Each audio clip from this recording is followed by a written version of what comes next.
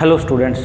तो आज हम लोग गॉस लॉ इन इलेक्ट्रोस्टैटिक के बारे में स्टडी करने जा रहे हैं। तो गॉस लॉ या गॉस थ्योरम एक ऐसी थ्योरम है या एक ऐसा लॉ है जिसकी हेल्प से हम किसी भी क्लोज्ड सरफेस में से total electric flux, net outward electric flux को कैलकुलेट कर सकते हैं। अगर हमें उस सरफेस के अंदर जितना भी चार्जेस इनक्लोज्ड है अगर वो प्रोवाइडेड हो तो इसकी बेसिक स्टेटमेंट क्या कहती है, that the net outward flux, net outward electric flux। अब हमने लास्ट लेक्चर में ये बात स्टडी की थी भी किसी भी सरफेस में से जो इलेक्ट्रिक फ्लक्स की वैल्यू है that is generally given by the surface integral of electric field intensity over the given surface S. और अगर वो सरफेस एस क्लोज्ड है तो हम इंटीग्रेशन के सिंबल के ऊपर एक सर्कल का सिंबल ज्वाइन का लगाएंगे। तो ये थ्योरम क्या कहती है कि किसी भी क्लोज सरफेस का जो नेट आउटवर्ड फ्लक्स होगा, नेट आउटवर्ड फ्लक्स या surface integral of electric field intensity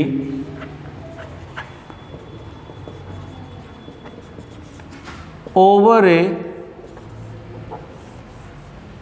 in free space over a closed surface in free space is given by the 1 by epsilon naught times the total electric charge enclosed within the volume bounded by that surface। Last lecture में मैंने ये बात बताई थी कि अगर हमारा कोई भी एक सरफेस है, अगर वो ओपन सरफेस है तो वो किसी वॉल्यूम को ऑक्यूपाई नहीं करता, किसी वॉल्यूम को कवर नहीं करता। पर अगर वो सरफेस क्लोज सरफेस हो तो वो एक particular volume of the space को ऑक्यूपाई करेगा, कवर करेगा, एनक्लोज करेगा। तो ये थ्योरम ये कहती है कि अगर हमें कोई क्लोज्ड सरफेस एस दिया जाए, उस क्लोज सरफेस एस के थ्रू अगर हम net outward electric flux calculate करना चाहते हैं तो उस इलेक्ट्रिक फ्लक्स की जो वैल्यू है that is given by the 1 bye epsilon not multiplied by the total charge enclosed not only on the surface but with in the volume enclosed by that surface. Clear है बात? तो यहां पर electric flux की value जो होगी over the close surface S that is given bye, अगर वो फ्री स्पेस में है सरफेस तो 1 बाय एप्सिलॉन नॉट टाइम, अगर फ्री सरफेस की बजाय वो किसी मीडियम में है तो यहां पर electrical permittivity of that medium लगाना पड़ेगा, multiplied by the total charge enclosed with in the volume of that surface. अब जब हमने टोटल चार्ज की वैल्यू को कैलकुलेट करना है तो हमने additive property of the electric charge को कंसीडर करना है, जिसके अकॉर्डिंगली किसी भी गिवन वॉल्यूम के अंदर जो टोटल चार्ज होगा that is given by the algebraic sum of all the charges located anywhere with in the body and while taking their sum we have to take into account their sign also. तो जब यहां पर total charge की बात करेंगे तो इस surface S ने जितना वॉल्यूम कवर कर रखा है 3 डायमेंशन में, उस सारे वॉल्यूम के अंदर जितने भी चार्जेस एग्जिस्ट कर रहे हैं सभी चार्जेस का अलजेब्रिक सम लेना है, और अगर उनमें कुछ पॉजिटिव है कुछ नेगेटिव है तो उनके साइन को भी हमने कंसीडर करना होगा व्हाइल टेकिंग देयर सम। तो यहां पर इलेक्ट्रिक फ्लक्स हमें पता है that is given by the surface integral of electric field intensity over the closed surface S. Circle मतलब क्लोज सरफेस के ऊपर है, क्योंकि सरफेस क्लोज होगी तभी वो कोई ना कोई वॉल्यूम को ऑक्यूपाई करेगा। तो कई बुक्स में सीधा ये भी लिखा मिलेगा आपको that the surface integral of electric field intensity over A close surface is given bye in free space is given bye 1 by epsilon naught times the net charge or total charge enclosed within the volume volume of that surface. अब जब यहाँ पर surface को calculate करना है, एक बात तो हमने ये ध्यान रखनी है कि अगर कोई चार्ज पार्टिकल सरफेस के बाहर लाई कर रहा है या सरफेस पर लाई कर रहा है तो उसको हमने इस टोटल चार्ज के अंदर इंक्लूड नहीं करना। हमने सिर्फ उन्हीं चार्जेस को कंसीडर करना है स्मॉल क्यू की वैल्यू कैलकुलेट करने के दौरान जो चार्जेस इस सरफेस के अंदर लाई कर रहे हैं। सरफेस पर या सरफेस से बाहर अगर कोई चार्ज एग्जिस्ट कर रहा है तो वो उस सरफेस के इलेक्ट्रिक फ्लक्स में कंट्रीब्यूट नहीं करता, क्योंकि बाहर वाला जो चार्ज होगा उससे जितनी फील्ड लाइन एंटर होंगी उतनी सरफेस में से बाहर निकल जाएंगी। तो net number of field lines acting outward from that surface जो होगा due to that charge that will be equal to 0, क्योंकि सरफेस इंटीग्रल का मतलब होता है नेट आउटवर्ड फ्लक्स, कितनी नंबर ऑफ फील्ड लाइन उसमें से बाहर निकल रही हैं। एक्चुअल में ये इसको रिप्रेजेंट करता है। दूसरी खास बात, जब हम गॉस थ्योरम को अप्लाई करते हैं या गॉस थ्योरम को हम कंसीडर करेंगे किसी सरफेस पे, तो गॉस थ्योरम अप्लाई करने के दौरान जिस भी सरफेस पे हम इस थ्योरम को अप्लाई करते हैं that surface is known as Gaussian surface. Although ये जो थ्योरम है ये हर आर्बिट्रेरी सरफेस के लिए एप्लीकेबल है, मतलब सरफेस का साइज एंड शेप चाहे कोई भी हो, ये थ्योरम हर तरह की सरफेस के लिए एप्लीकेबल होती है। तो जिस भी सरफेस के ऊपर हम इस गॉस थ्योरम को या गॉस लॉ को अप्लाई करेंगे that is known as the Gaussian surface, जो स्फेरिकल भी हो सकती है, सिलेंड्रिकल भी हो सकती है, या फिर क्लोज्ड होनी चाहिए, या फिर वो किसी भी आर्बिट्रेरी शेप की हो सकती है, किसी भी तरह की शेप की हो सकती है। हर सरफेस के लिए ये एप्लीकेबल है और हर वो सरफेस कहलाएगी गॉसियन सरफेस जिस पर हम गॉस थ्योरम को अप्लाई करेंगे, ये इंटीग्रल को कैलकुलेट कर रहे हैं। पर जनरली हम लोग क्या करते हैं कि हमारी जो प्रैक्टिकल प्रॉब्लम्स हैं उसके अंदर हम लोग ऐसी सरफेस को इमेजिन करने की कोशिश करते हैं जिस सरफेस के ऊपर इलेक्ट्रिक फील्ड इंटेंसिटी की वैल्यू सिमेट्रिकल हो। सिमेट्रिकल का मतलब इलेक्ट्रिक फील्ड की वैल्यू सरफेस के ऊपर हर एक पॉइंट के ऊपर एक जैसी होनी चाहिए और इलेक्ट्रिक फील्ड इंटेंसिटी की जो डायरेक्शन है वो सरफेस के एरिया वेक्टर के साथ एंगल भी सेम बनाए। हम ऐसी सरफेस को प्रेफर करेंगे, पर जरूरी नहीं है कि वो ऐसी ही हो, क्योंकि उससे क्या होगा कि हमारा जो इंटीग्रल कैलकुलेट करना है, क्योंकि इलेक्ट्रिक फील्ड की वैल्यू अगर सरफेस के हर एक पॉइंट के ऊपर सेम आ रही है या सेम हर पॉइंट पर नहीं भी आ रही, तो सरफेस ऐसे डिफरेंट पार्ट्स में डिवाइडेड की जा सके जिसके अलग अलग पार्ट्स के ऊपर इलेक्ट्रिक फील्ड यूनिफॉर्म हो। तो हम इस इंटीग्रल को उतने नंबर ऑफ पार्ट्स में डिवाइड कर सकते हैं जिसके ऊपर इलेक्ट्रिक फील्ड की वैल्यू सेम हो और E और ds के बीच में एंगल थीटा भी सेम हो, ताकि हम E और कोस थीटा को इंटीग्रेशन से बाहर लिख सकें, इंटीग्रेशन ऑफ ds हो जाए, उस सरफेस का एरिया आ जाए, वहां से हमारे पास ये इंटीग्रल कैलकुलेट करना थोड़ा सा ईजी हो जाएगा। नेट कंक्लूजन इतनी सी बात है, गॉस थ्योरम अप्लाई करने के दौरान जिस भी सरफेस को हम इमेजिन करते हैं या जिस पर भी हम थ्योरम को अप्लाई करते हैं that surface is known as the Gaussian surface. और गॉसियन सरफेस किसी भी साइज एंड शेप की हो सकती है, पर हम लोग प्रेफर उस सरफेस को करेंगे जिस सरफेस के लिए इलेक्ट्रिक फील्ड की वैल्यू सिमेट्रिकल हो। जैसे एक पॉइंट चार्ज के केस में अगर हम बात करें तो स्फेरिकली सिमेट्रिक बॉडी जो होगी या सरफेस जो होगी वो ज़्यादा बेटर रहती है, क्योंकि एक पॉइंट चार्ज के कारण जो इलेक्ट्रिक फील्ड होता है वो स्फेरिकली सिमेट्रिक नेचर का होता है, इसलिए हम स्फेरिकल सरफेस को इमेजिन करना ज़्यादा पसंद करेंगे। अगर हमें एक लाइन चार्ज दिया जाए तो उस केस में अगर हमें इलेक्ट्रिक फील्ड इंटेंसिटी निकालना, बेसिकली गॉस लॉ का यूज हम लोग डिफरेंट टाइप्स की चार्ज बॉडी के कारण इलेक्ट्रिक फील्ड इंटेंसिटी को कैलकुलेट करने के लिए करते हैं। सिंगल आइसोलेटेड पॉइंट चार्ज के केस में हम लोग स्फेरिकल सरफेस इमेजिन करना पसंद करेंगे क्योंकि उसका इलेक्ट्रिक फील्ड स्फेरिकली सिमेट्रिक होता है। और अगर हम लोग एक लाइन चार्ज के कारण इलेक्ट्रिक फील्ड इंटेंसिटी निकालना चाहते हैं तो उसके लिए हम लोग सिलेंड्रिकल सरफेस को प्रेफर करेंगे to consider as the Gaussian surface, क्योंकि उस केस में लाइन चार्ज के केस में जो इलेक्ट्रिक फील्ड होता है वो सिलेंड्रिकल सिमेट्रिक का होता है। मतलब किस तरह की सिस्टम के कारण हमें इलेक्ट्रिक फील्ड इंटेंसिटी कैलकुलेट करना है उसके अकॉर्डिंगली हम लोग अपनी गॉसियन सरफेस को चूज करेंगे, सिलेक्ट करेंगे। पर इसकी चॉइस के दौरान ये बात ध्यान रखनी है कि वो सरफेस का शेप या साइज ऐसा होना, शेप तो सिमेट्रिकल होनी चाहिए ताकि इलेक्ट्रिक फील्ड का इंटीग्रेशन कैलकुलेट करना ईजी हो। दूसरी बात, उसके साइज की अगर हम बात करें तो वो ऐसा इमेजिन करना है ताकि वो किसी भी चार्ज पार्टिकल के थ्रू क्रॉस ना होता हो, उसको पास ना करता हो, क्योंकि अगर चार्ज पार्टिकल सरफेस पर आ गया तो उस केस में उसके कारण इलेक्ट्रिक फील्ड को कैलकुलेट करना हमारे लिए थोड़ा मुश्किल हो जाता है, क्योंकि वो पॉइंट ऑफ डिसकंटिन्यूटी को रिप्रेजेंट करता है। तो इसलिए हमें थ्योरम को अप्लाई करने के दौरान इन बातों को ध्यान रखना है। तो ये था अभी गॉस थ्योरम की बेसिक स्टेटमेंट और ये उसकी मैथमेटिकल एक्सप्रेशन। अब हम लोग इस गॉस थ्योरम का एक सिंपल प्रूफ करने जा रहे हैं और इसको प्रूव करने के लिए हम लोग एक सिंपल सा एग्जाम्पल कंसीडर करेंगे ऑफ ए स्फेरिकल बॉडी। मान लो हमें एक पॉइंट चार्ज दिया गया है प्लस क्यू, जो कि एक पॉइंट ओ के ऊपर लाई कर रहा है। अब पॉइंट ओ को सेंटर मान के और कोई रेडियस आर इमेजिन करके हमने इसके सराउंडिंग में एक स्फेरिकल सरफेस एस इमेजिन कर ली और हम इस सरफेस एस के थ्रू इलेक्ट्रिक फ्लक्स कैलकुलेट करके इस थ्योरम को प्रूव करेंगे। स्फेरिकल सरफेस, आल्दो ये प्रूफ हर तरह की सरफेस के लिए एप्लीकेबल है, हायर क्लासेस में आप जाओगे तो वहां पर आर्बिट्रेरी सरफेस लेके उसके लिए प्रूफ किया जाएगा, पर इस लेवल पे हम लोग एक स्फेरिकल सरफेस के लिए इस थ्योरम का प्रूफ करने जा रहे हैं। कारण क्योंकि इसमें कैलकुलेशंस हमारी थोड़ी ईजी रहेंगी, जिसका रीजन मैं अभी थोड़ी देर पहले बता चुका हूं।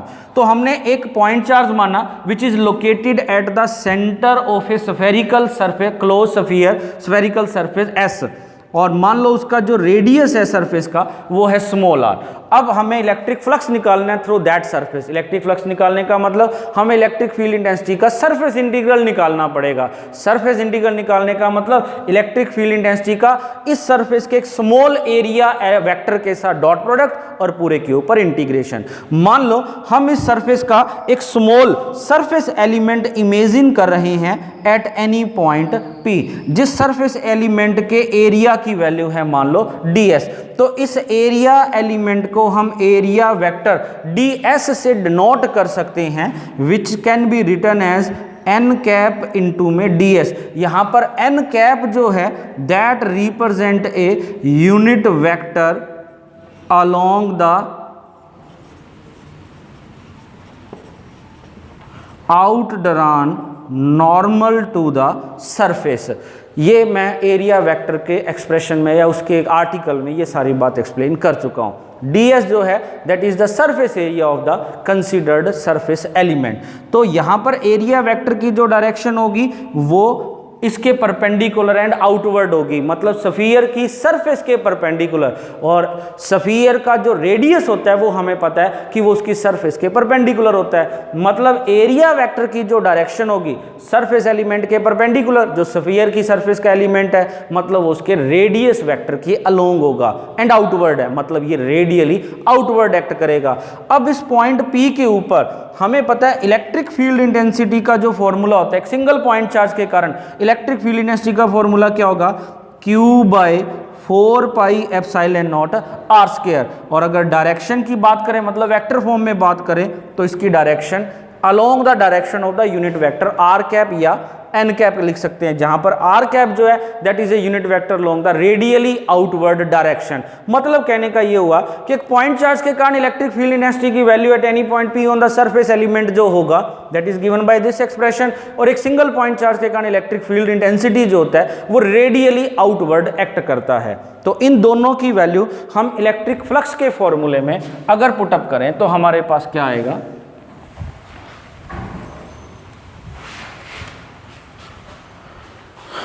तो electric flux through the given surface S that is given by integration of E dot ds over the close surface S that is equal to integration of E ds into में cos of angle between the direction of field intensity and direction of area vector. Field intensity की direction radially outward, area vector की direction perpendicular to the surface and outward. Spherical surface का perpendicular होता है radius, मतलब इसकी direction भी radially outward. तो electric field भी रेडियल आउटवर्ड, एरिया वेक्टर भी रेडियली आउटवर्ड। तो दोनों की डायरेक्शंस के बीच में एंगल थीटा की वैल्यू आ गई 0। तो that is equal to integration of E ds cos 0। Cos 0 की वैल्यू होती है 1 के इक्वल। फील्ड इंटेंसिटी की वैल्यू पुटअप कर दो, Q by 4 pi epsilon naught R square into में ds over the closed surface S integration. Q constant है, 4 pi epsilon not constant है, R है रेडियस ऑफ द सरफेस, और इस sphere की सरफेस के हर एक एरिया एलिमेंट के लिए, हर एक पॉइंट के लिए रेडियस R की वैल्यू होगी सेम। तो ये सारा फैक्टर हो गया कांस्टेंट, इंटीग्रेशन से बाहर लिख सकते हैं। तो Q by 4 pi epsilon naught R square integration over the surface S of ds।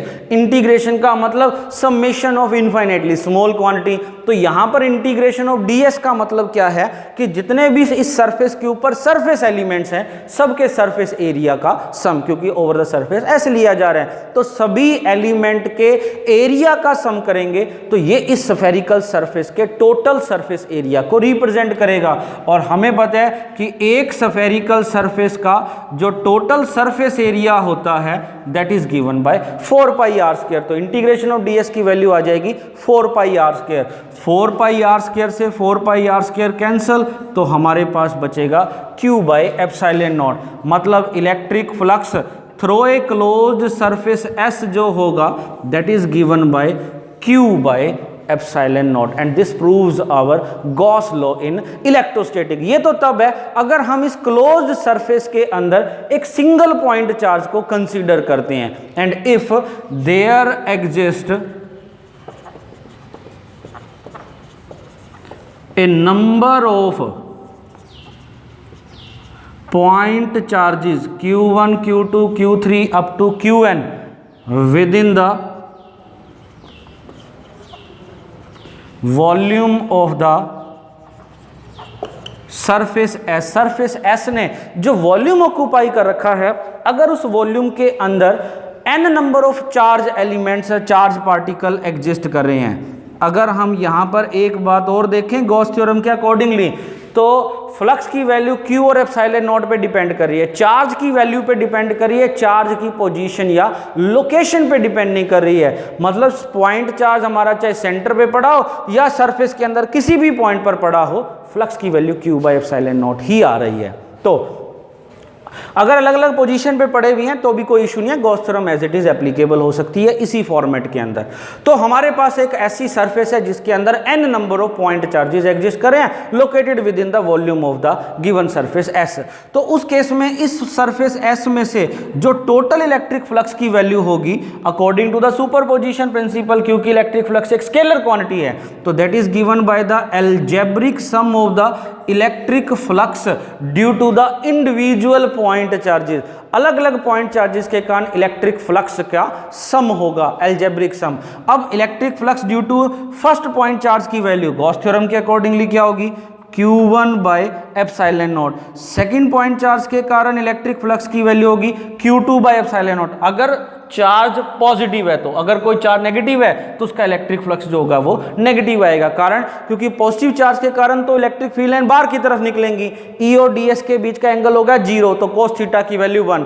पर अगर इलेक्ट्रिक पॉइंट चार्ज हमारा नेगेटिव हुआ तो उसका फील्ड इंटेंसिटी रेडियली इनवर्ड होगा, तो थीटा की वैल्यू आएगी 180 डिग्री, ds तो outward, E inward, theta 180, cos 180 की वैल्यू -1। तो उस केस में इलेक्ट्रिक फ्लक्स की वैल्यू यहां पर आ जाएगी नेगेटिव में। तो मैं एक बार सारे पॉजिटिव पॉइंट चार्जेस मान रहा हूं, तो प्लस में Qn बाय एप्सिलॉन नॉट, सभी से 1 बाय एप्सिलॉन नॉट कॉमन ले लिया, अंदर रह जाएगा Q1 plus Q2 plus up to Qn, सभी का सम ये रिप्रेजेंट करता है net charge enclosed with in the volume of the surface. तो ये हमारी स्टेटमेंट को फिर से प्रूव कर रहा है that the total electric flux through A close surface is given bye 1 bye epsilon not time the total charge enclosed with in the volume. और वो टोटल चार्ज की वैल्यू सिंगल पॉइंट चार्ज की form में भी हो सकती है और नंबर ऑफ पॉइंट चार्जेस की फॉर्म में भी हो सकती है। सिमिलरली अगर चार्ज हमारा डिस्क्रीट फॉर्म में ना होके कॉन्टिन्यूस चार्ज डिस्ट्रीब्यूशन की फॉर्म में हो, which is distributed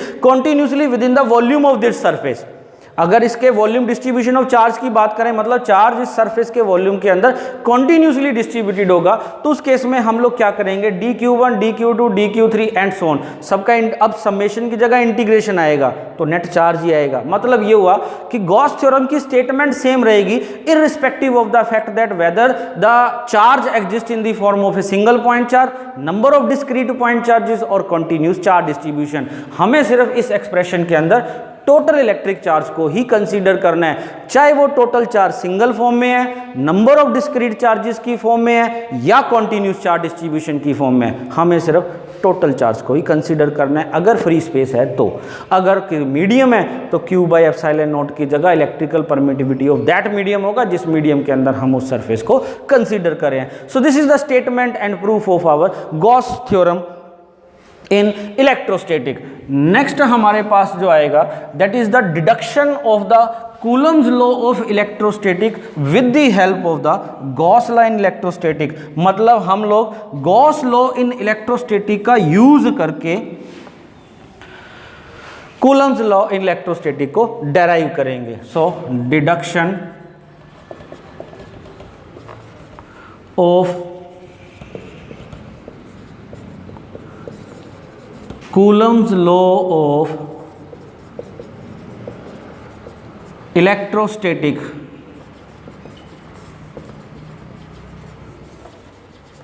using Gauss law.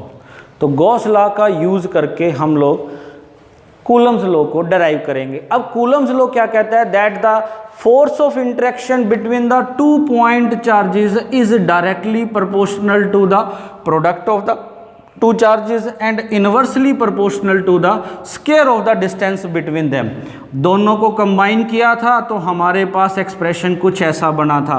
Proportionality sign हटाया था तो यहाँ पर एक कांस्टेंट ऑफ प्रोपोर्शनैलिटी लगाया था जिसको हमने स्मॉल के सिंबल से डिनोट किया था, जिसकी वैल्यू डिपेंड करती है system of the unit selected for the measurement of the various quantities in this expression as well as the medium intervening medium in between the 2 point charges. अगर हम free space की बात करते हैं और SI system के अंदर सारे कैलकुलेशंस करते हैं तो k की वैल्यू को हम इस एक्सप्रेशन से प्रोवाइडेड करते हैं 1/4 पाई epsilon not. In that condition the force of interaction between the 2 point charges, electrostatic force of interaction, that is given by this expression. ये हम लोग फर्स्ट चैप्टर में पढ़ चुके हैं। अब हमने इसी लॉ को प्रूव करना है with the help of the Gauss law in electrostatic. उसके लिए वही सबसे पहले हम लोग एक single point charge, isolated point charge imagine कर रहे हैं eight any point O in the free space. अब इसको सेंटर मान के पॉइंट O को और कोई रेडियस R इमेजिन करके हम इसके सराउंडिंग में एक स्फेरिकल सरफेस इमेजिन कर रहे हैं। ठीक है, तो इस सरफेस S के ऊपर अगर हम गॉस लॉ को अप्लाई करते हैं तो उसके accordingly electric flux over this close surface S जो होगा which is given by the surface integral of electric field intensity over the surface S, that is given by one by epsilon naught time the total charge enclosed with in the volume of that surface. इस surface के अंदर total charge है सिर्फ एक ही plus Q के जितना। अब electric field intensity एक सिंगल पॉइंट चार्ज के कारण होती है स्फेरिकली सिमेट्रिक, मतलब स्फीयर की सरफेस के हर एक पॉइंट के ऊपर फील्ड इंटेंसिटी का मैग्नीट्यूड होगा सेम, पहली बात। दूसरी बात, इलेक्ट्रिक फील्ड इंटेंसिटी की direction radially outward, area vector की डायरेक्शन भी इस केस में क्या होती है रेडियली आउटवर्ड। तो एरिया वेक्टर और फील्ड इंटेंसिटी दोनों की डायरेक्शन रेडियली आउटवर्ड होने के कारण दोनों की डायरेक्शंस के बीच में एंगल थीटा की वैल्यू होगी 0। तो integration over the surface S equal to Q by epsilon naught. अब क्योंकि सरफेस के हर एक पॉइंट के ऊपर, क्योंकि स्फेरिकल सरफेस हमने इमेजिन की है तो इसके हर एक पॉइंट के ऊपर इलेक्ट्रिक फील्ड इंटेंसिटी का मैग्नीट्यूड है सेम, इसलिए हम इसको इंटीग्रेशन से बाहर लिख सकते हैं। अंदर रह जाएगा integration of ds over the close surface S cos 0 की वैल्यू 1 पुटअप कर दी है मैंने, equal to Q by epsilon naught. Integration of ds का मतलब इस स्फेरिकल सरफेस के जितने भी सरफेस एलिमेंट है सबके एरियाज का सम, सबके एरियाज का सम करेंगे तो that is equal to total surface area of that sphere 4πr² equal to Q by epsilon naught. तो field intensity at any point on the surface of this sphere is given by Q by 4π epsilon naught r²। ये expression आ गया field intensity at any point P, किस surface के ऊपर कोई भी point P मान लो, क्योंकि हर एक पॉइंट पर फील्ड इंटेंसिटी की मैग्नीट्यूड सेम है, डायरेक्शन रेडियली आउटवर्ड है, तो हर एक पॉइंट के ऊपर फील्ड इंटेंसिटी का फॉर्मूला ये आ जाएगा हमारे पास। अब अगर हम ये मान लें कि मान लो P पॉइंट पर हमने एक चार्ज पार्टिकल, एक और पॉइंट चार्ज Q0 को इमेजिन कर लिया, तो इस पॉइंट P के ऊपर Q के कारण एक इलेक्ट्रिक फील्ड लग रहा है, फील्ड लगेगा तो उसके ऊपर फोर्स भी लगेगा। तो force on the charge particle Q not if it is placed at the point P that will be given by charge multiplied by field intensity, क्योंकि फील्ड इंटेंसिटी होती है force per unit positive charge, तो unit charge पर force है E, तो Q not charge पे force हो जाएगा मल्टीप्लाइड बाय Q नॉट। तो Q नॉट E की वैल्यू पुटअप कर दो, Q by 4 pi epsilon naught R square, मतलब पॉइंट चार्ज Q के कारण दूसरे पॉइंट चार्ज Q नॉट जो कि इससे स्मॉल r के डिस्टेंस पे पड़ा हुआ है, इलेक्ट्रोस्टैटिक फोर्स ऑफ इंटरेक्शन का एक्सप्रेशन आ गया Q naught Q by 4 pi epsilon naught R square which is same as is given by the Coulomb's law on electrostatic. मतलब we can derive the Coulomb's law in electrostatic with the help of the Gauss law in electrostatic, and that's all about your proof of the Coulomb's law with the help of the Gauss law और Gauss law in electrostatic की statement और उसका proof। वो next lecture के अंदर हमने इस Gauss law in electrostatic का यूज करके अलग अलग तरह की चार्ज बॉडी के कारण डिफरेंट पॉइंट्स के ऊपर इलेक्ट्रिक फील्ड इंटेंसिटीज को कैलकुलेट करेंगे। And till then that's all about your lecture.